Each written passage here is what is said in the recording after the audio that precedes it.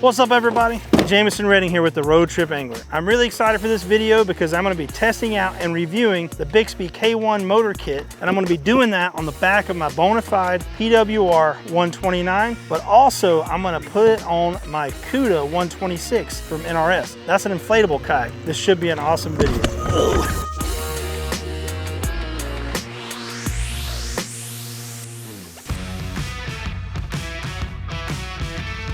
Bixpy was nice enough to send me out this K1 outboard kit that I could play around with and try out on a few different boats and share my thoughts with you about what I think about the motor first of all, but also who I think the motor is for. I actually got a couple of different mounting options from them so that I could mount it on the PWR. I used the power pole adapter to do that. They sent me the adapter. It's going to mount to that 4-bolt hole pattern that you find on the back of a lot of fishing kayaks these days. But also they sent me a fin adapter that will allow me to mount it to the fin box that the Cuda 126 has on the bottom. I think that's really cool about this motor is that it is very versatile, and there are tons of different options on their website to mount to just about anything you want, and even DIY options. But over 20 different adapters available for different kayaks and different ways of mounting. One of the cool things about the Bonafide is you have that pod in the middle, and some other boats like Bonafide have that style pod in the middle. They have an option to be able to mount to that pod, and then you could just utilize the rudder for steering that already comes on the PWR. I did decide to go with the stern mount because I'm also going to be comparing this particular motor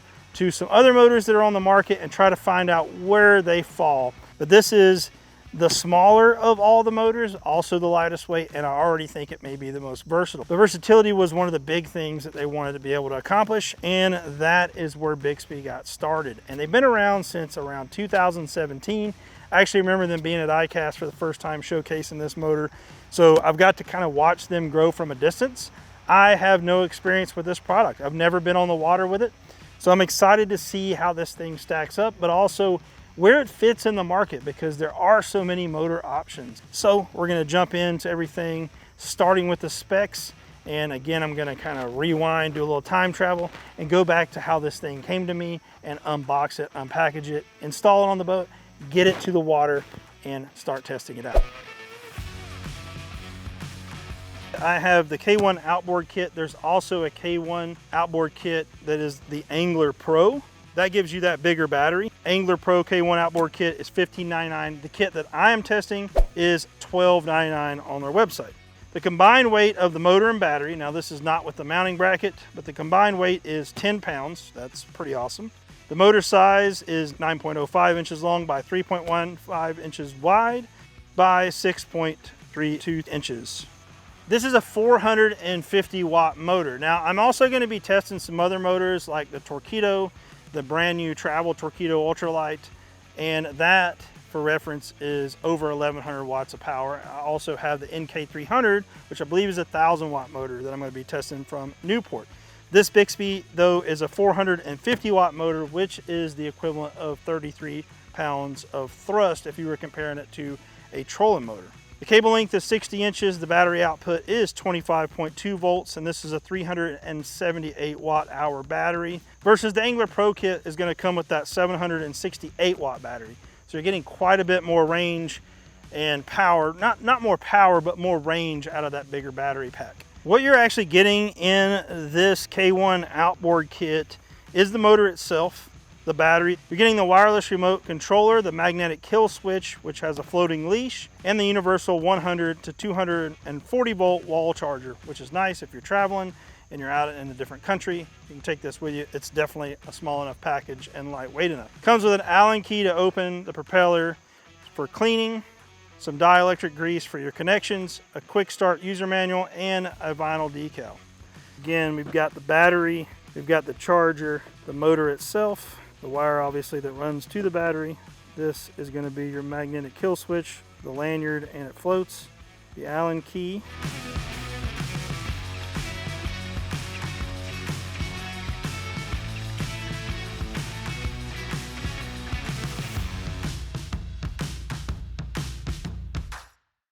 We're out here on the lake with the boat now. Got everything mounted up now on the back of the boat. I've got everything except for my fishing rods. Didn't really see a point in bringing the rods, plus they kind of block the view of the motor. for me to be able to film this. So I just brought my full load of tackle. I've got the power pole mount there on the back. I've got that full of my tackle just like I would if I was fishing. You can see that this thing is right at the surface. I mean, I don't think I could get any shallower than that. And it is not cavitating at all when I'm running. So that is great. And is definitely the shallowest of any motor that I've ever mounted on a kayak. All right, here we go. First test. This is forward.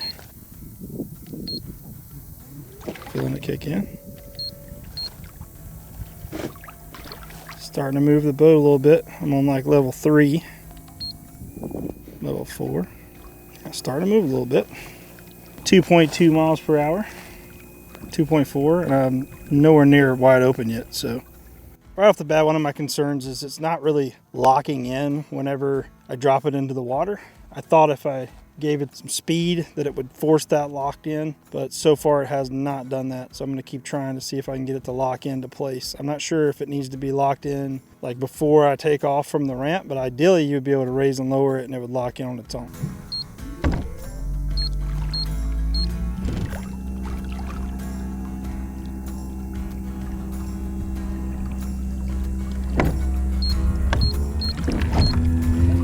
And it did.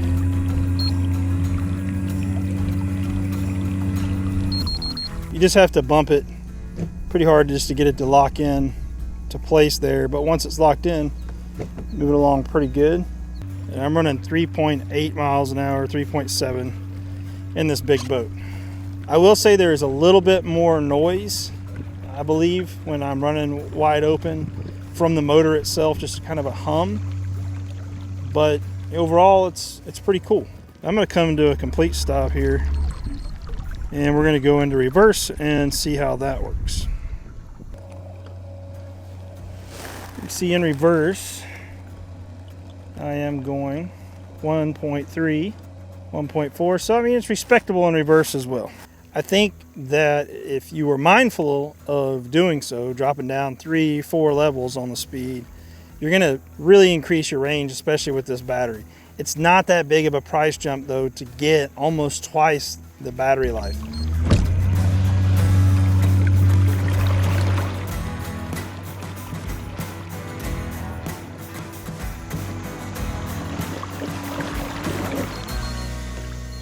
No problem turning the boat within its own circle.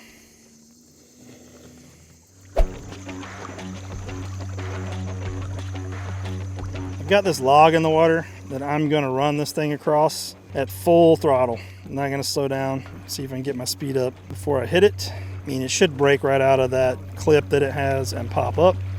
3.7, 3.8 miles per hour. Here we go. There's the log.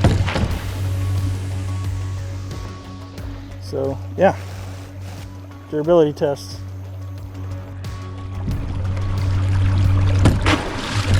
And it just kept going. I'm going to take it back to the boat ramp. I'm going to get my tools out. I'm going to take it off the power pole mount, or the shaft that it's mounted to, and I'm going to put the motor on the fin adapter to put it in my Cuda 126. Then we're going to get back out here and we're going to see how that performs, because I think it's going to move a bit faster than this PWR from Bonafide. Got the motor off of the mount. As you can see, that was less than hardware and the battery. So now just got to unpackage this guy and put it on there. Battery where it needs to be and bungee it on. Here's the fin box mount on the Bixpy. Pretty simple. I think this is where it's going to live, on the back of this Cuda 126. I mean, it does not get any cleaner and simpler than that. Even if I had my black pack there, I could just strap that to the black pack. Doesn't weigh anything. Super easy to put on there.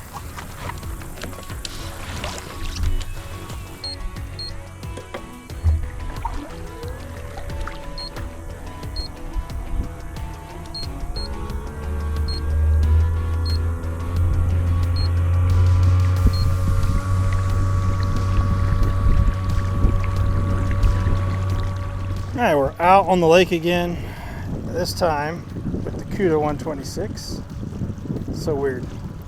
Super lightweight boat, Obviously we don't have foot control steering on this boat because I mounted it to the fin box. So you steer with your paddle.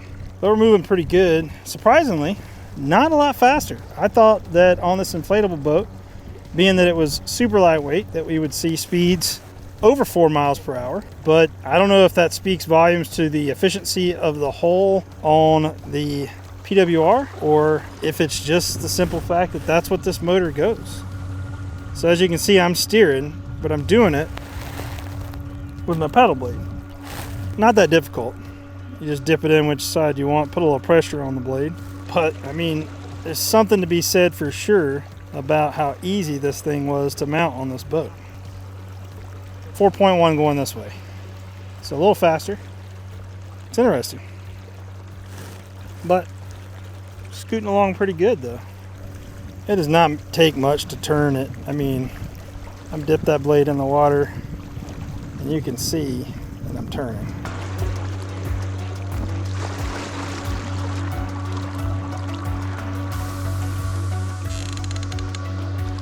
This motor is super light.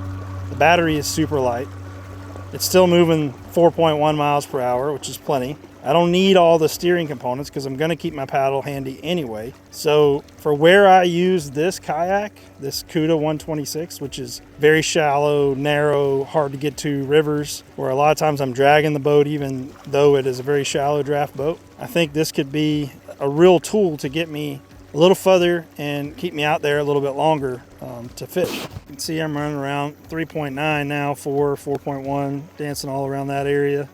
I for sure don't recommend what I'm about to do, which is try to find something to hit at full speed, but inevitably it's going to happen, especially if you're out on a lake with dirtier water, you can't see the bottom, or if you are running in a river and there's rocks and shoals and stuff like that. Try to get close as I can here. See what happens. Oh. It's still going. It definitely stopped me, but it's going. I don't think it did anything. I think it just bounced on it, bounced over it and kept going. I mean, we're back up to 3.9, 4 miles an hour.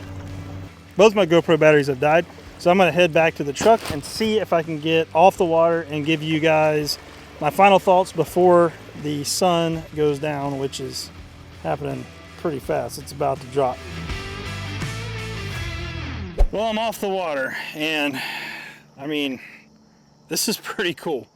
It's super lightweight, obviously, but I want to share all of my thoughts about this Bixpy motor. So I'm gonna set this guy down. Again, super cool how small this is. Pull out my phone, and we're gonna go through all these points one by one.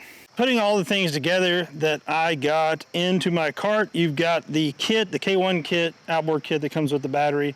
That's $12.99 plus $69 for the V-arm steering adapter. And then the power pole adapter for the K1 and J2 motor, which is the older motor before they came out with the K1. That's another $199. So that brings the total to $1,567. Now that fin adapter is about another $32. So you're gonna be about $1,600 if you have all the things that I have here, which is everything you need minus whatever you need to set up your foot control steering. If your boat doesn't already have that, you're probably gonna be in another couple $100 if you've got to buy the line, buy the foot controls or the foot steering pieces and parts. This is one of the more inexpensive options on the market if you're looking to motorize a kayak and you want something that's going to be stern mounted, have that remote control to be able to turn the speed up and down. It's a very affordable, and I think you're getting a lot of value with this product. Durability wise, you saw in the video a couple of times I wanted to hit something and try it out. I didn't go after a rock, but out in the lake that I was testing it in, there were a couple of submerged logs that I was able to hit.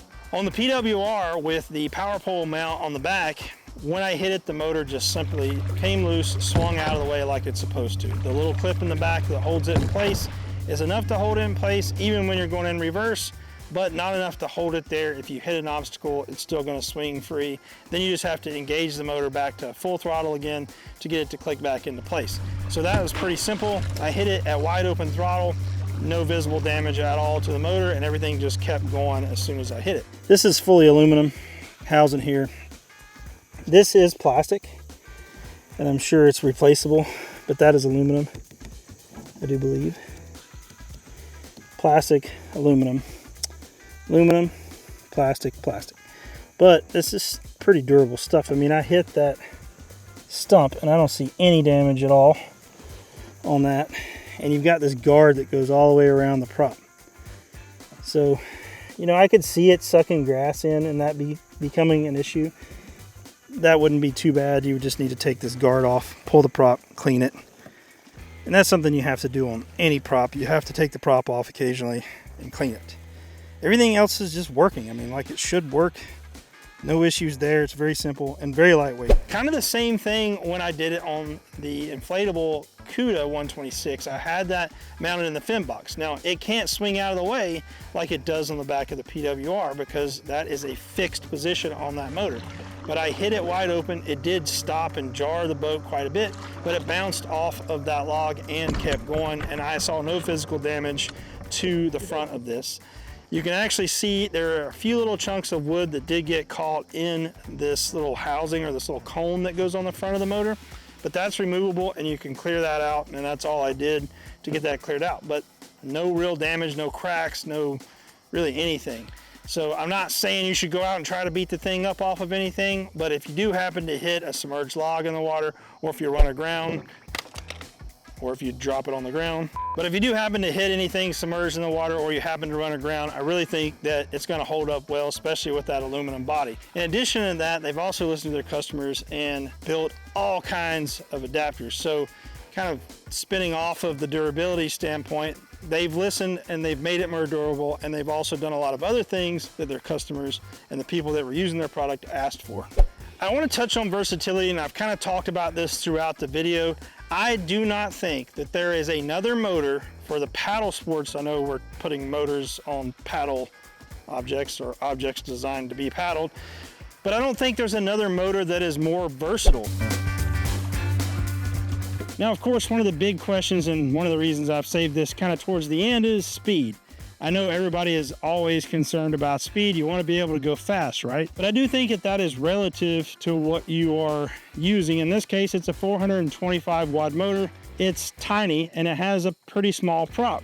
So I will say that it actually exceeded my expectations. I really did not think that I would get close to 4 miles per hour in the PWR. But I did. I was at 3.8 to 3.9, whether I was with or against the wind. There wasn't a whole lot of wind, but this is a 105-pound kayak without anything else on it. I think that's pretty impressive considering the size of this motor. Also, I was able to do that very, very shallow. In other words, I kept the motor really high on the back of the boat. It wasn't hanging down as far as some of the bigger motors require it to do so. And I think that also speaks volumes to what you can do with this motor. Now, surprisingly enough, when I moved that over to the Cuda, the inflatable boat that only weighs about 40 pounds with the seat, significant weight savings, and it floats really high on top of the water. I really thought it was going to move well into the 4 miles per hour, like mid fours, even up to the 5 mile per hour mark.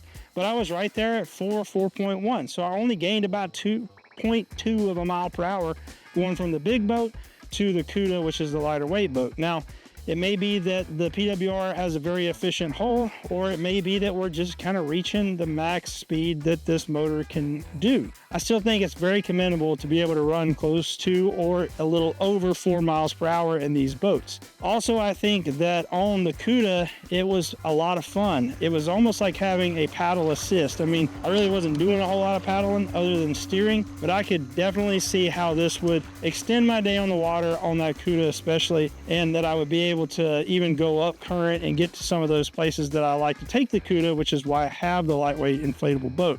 I want to be able to take it into places that I can't get a heavy boat. I don't need a boat ramp. I can carry that boat in under my arm, and this motor will be perfect for that because it's still super lightweight and doesn't weigh hardly anything. We went over the weight and the specs, but man, it doesn't add anything really to the boat. I'm able to carry the boat and still go to those places that I want to go. And if I need to take it off to get shallower, I can just simply pull the pin and slide it out from underneath the kayak or inflatable paddleboard and put it on top. I'm moving through this quick. Sorry guys, it is getting dark on me out here. I wanted to get this video done for you guys today, so I am moving a little bit fast, but I wanted to cover all these things.